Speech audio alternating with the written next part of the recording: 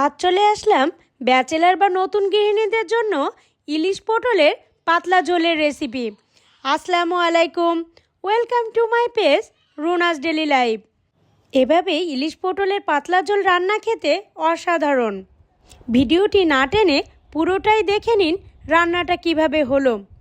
প্রথমে মাছ কেটে ধুয়ে পরিষ্কার করে 4 পিস মাছ নিয়েছি, 4টি পটল নিয়েছি, মাছে পানি ঝরিয়ে নিয়েছি আর পটলগুলোকে ছেলে ধুয়ে কেটে লম্বা করে কেটে নিয়েছি।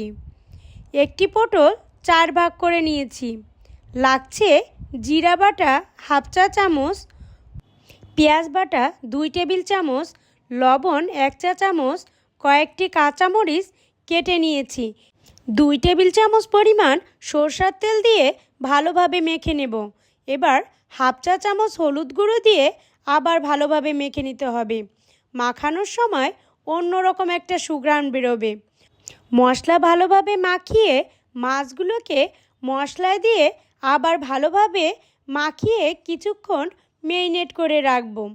দেখেন মাছগুলো থেকে তেল ছেড়েছে। এবার কড়াইয়ে চুলায় দিয়ে মিডিয়াম আঁচে মাছগুলোকে এপাশ ওপাশ করে কষিয়ে নেব। কষানো হয়ে গেলে কেটে রাখা পটলগুলো দিয়ে আবার নাড়াচাড়া দিয়ে পানি দিয়ে দেব।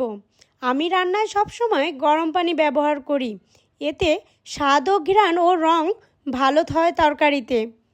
ঢাকনা দিয়ে ঢেকে কিছুক্ষণ অপেক্ষা করব। এবার বেরেস্তা দিয়ে আবার কিছুক্ষণ রান্না করব। সরষের তেল, মশলা, মাছ পটলের সংমিশ্রণে অসাধারণ একটি ঘ্রাণ বেরোচ্ছে। আর এরই মধ্যে হয়ে গেল ইলিশ পটলের পাতলা ঝোল। স্বল্প উপকরণে স্বল্প সময়ে রান্না হয়ে গেল ইলিশ পটলের পাতলা ঝোল। দেখতে যতটা লোভনীয়, খেতেও তেমনি দারুণ স্বাদ। সবাই একবার হলেও এভাবে রান্না করে খাবেন ইলিশ পটলের পাতলা ঝোল। রেসিপিটি ভালো লাগলে লাইক, কমেন্ট, শেয়ার দিয়ে পাশে থাকবেন প্লিজ।